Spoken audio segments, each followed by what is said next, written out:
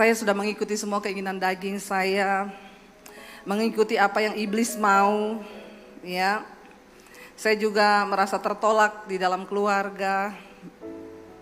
Mungkin karena papi saya juga ya membesarkan kami itu dulu saya sering dipukuli saudara, jadi banyak kepahitan di hati sehingga saya cari pelampiasan di luar. Apa yang terjadi, saya jatuh, semakin jatuh, dan ketika saya jatuh, iblis berkata, hidupmu sudah tidak ada guna lagi, lebih baik kamu mati. Dan hari-hari ini memang banyak orang yang lebih berani mati daripada berani hidup. Padahal gak usah bunuh diri juga pasti akan mati.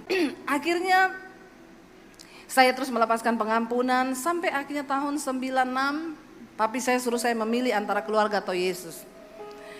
Papi saya bilang, kamu pilih keluarga atau Yesus. Kalau kamu pilih Yesus, angkat kaki dari rumah, jangan anggap kamu punya keluarga. Dan kalau kamu pergi, jangan bawa satupun ijazahmu. Saya mau lihat Yesus kasih makan kamu pakai apa. Berat, sangat berat. Saya mengasihi keluarga saya. Saya pamit, saya pergi dari rumah. Papi saya nangis berlutut di kaki saya. Dia bilang, Debbie pikir baik-baik, papi merendahkan diri, merendahkan apa martabatnya papi cium kakimu, tapi tolong kembali kepada agamamu. Terngiang di telinga saya, barang siapa menyangkal aku depan manusia, aku akan menyangkal di depan Bapa. Saya tinggalkan keluarga saya baru lulus SMA pada waktu itu. Saya sudah mengalami betapa perjuangan mengikut Tuhan itu tidak mudah. Seringkali ada tawaran untuk saya kembali lagi. Waktu itu saya tinggal di tempat kos-kosan. Dari kota Poso, saya ke kota Palu 7 jam perjalanan. Di Palu saya tinggal di kos-kosan, di tempat sepupu saya. Untuk bisa numpang di situ, kalau mereka sudah berangkat kuliah, saya cuci baju, saya nyapu, nyetrika, saya masak. Seringkali iblis ngomong, goblok ikut Yesus jadi pembantu. Balik ke keluargamu, tinggalkan Yesusmu. Tapi saya cuma bisa berkata, iblis, aku telah dibeli dan hargaku lunas dibayar. Dan hidupku bukan milikku lagi. Aku telah kehilangan hak atas hidupku, semua hanya bagi Tuhan. Saya diproses Tuhan 1 tahun untuk mematikan kedagingan, keakuan saya. Dulu saya sombong, dulu saya angku, dan itu harus diproses untuk menjadi hamba Tuhan, itu tidak mudah. Makanya kalaupun ada yang hamba Tuhan jadi-jadian, pasti akan diproses Tuhan. Karena kita mengkhotbahkan sesuatu, kita harus mengalami dulu. Baru bisa kita ngomong Tuhan itu baik. Ada begitu banyak tawaran untuk saya meninggalkan Yesus. Tawaran dunia. Tapi saya tetap bilang, enggak, Tuhan, aku utang nyawa kepada Tuhan. Tahun 96, 97 saya sekolah Alkitab di Makassar, dan akhirnya saya dikirim ke kota Solo untuk pelayanan. Dan di kota Solo saya ketemu suami saya. Jadi suami saya ini wong Solo dan saya Sulawesi. Jadi tidak ada persamaan apa-apa di antara kami. Waktu menikah dulu, masalah yang paling ruwet di dalam hidup pernikahan kami itu masalah bahasa.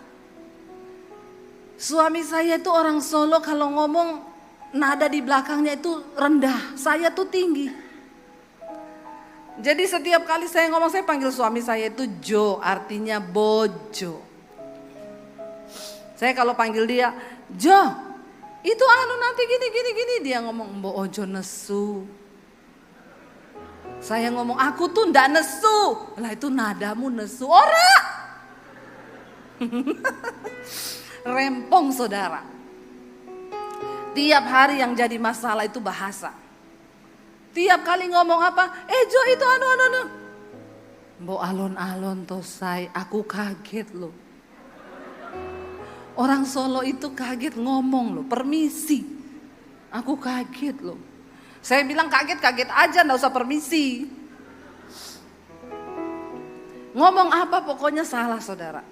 Sampai satu kali suami saya itu bilang gini, Say, mboko iki belajar ngomong Jawa. Pokoknya ngomong Jawa itu belakangnya turun. Saya bilang ndak isa. Ojo ngomong ora iso. Ngomong iso. Ora iso. Tiap hari saya disuruh belajar bahasa Jawa. Saya bilang aku ini dibesarkan di Sulawesi itu sudah puluhan tahun. Nikah sama kamu berapa hari kamu suruh saya ngomong Jawa. Bagaimana ini ceritanya? Ngomong iso, ora iso. Sampai saya bilang gini, siapa suruh kamu nikah sama Debbie Basjir? Nek ngerti nombokoe nikah sama Sri Rejeki. Jadi saudara, kita tuh gak pernah cocok.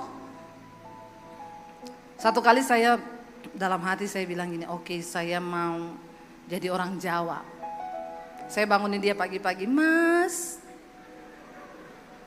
pripun Mas, panjenengan Arab dahasa iki piye? Dia kaget saudara.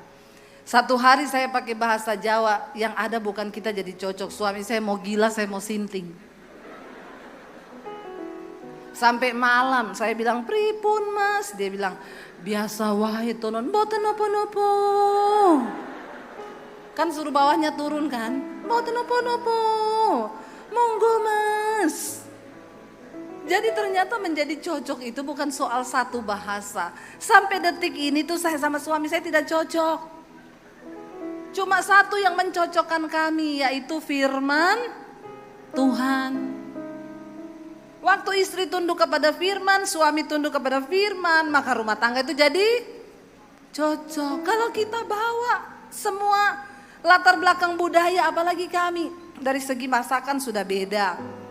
Orang Solo semua manis, tidak ada pedas-pedasnya. Orang Sulawesi asin, pedas, tidak ada manis-manisnya. Lalu kita menikah, coba jadi apa? Jadi kami itu sebagai sepasang sepatu, selalu bersama tapi tidak bisa bersatu. Tapi ya karena firman Tuhan kita jadi cocok. Saudara, akhirnya saya waktu mau menikah telepon orang tua saya, papi saya mau minta restu, saya mau menikah. Dia tanya, ini siapa? Ini Debbie, pap, anaknya papi. Oh maaf ya, dulu saya punya anak namanya Debbie tapi udah mati. Jadi kamu mau nikah atau kamu mau dikubur, enggak usah dikabarin ke sini lagi. Sampai saat kita tidak mungkin bertemu. Saya cuma meneteskan air mata. Saya bilang, Tuhan, aku pegang janji firman-Mu, satu orang bertobat seisi rumah diselamatkan. Dan itu terjadi saudara. Saya melayani papi saya sebelum dia tutup usia. Dia menerima Tuhan Yesus sebagai Tuhan dan Juru Selamat secara pribadi. Dan apa yang tidak pernah kita bayangkan, tidak pernah timbul dalam hati, itu yang Tuhan sediakan. Ketika kita mau sungguh-sungguh melayani Tuhan, ketika mau sungguh-sungguh hidup takut akan Tuhan. Ini waktunya sudah selesai ya? 4 menit lagi? Oh jam 3 menit? Itu mah sama aja udah habis. Saya pikir 30 lagi, 3 menit saudara. Iya saudara, jadi satu hal yang mau saya bagikan hari ini. Saya percaya saudara sudah dapat banyak dari semua yang saya omongin, itu firman Tuhan semua. Yuk kita di hari-hari terakhir ini berlomba untuk mencapai perkenanan Tuhan. Nanti saudara yang masih rindu mendengarkan khotbah-khotbah saya di channel saya Debbie Basjir TV, tolong like, komen, dan share. Jangan lupa subscribe.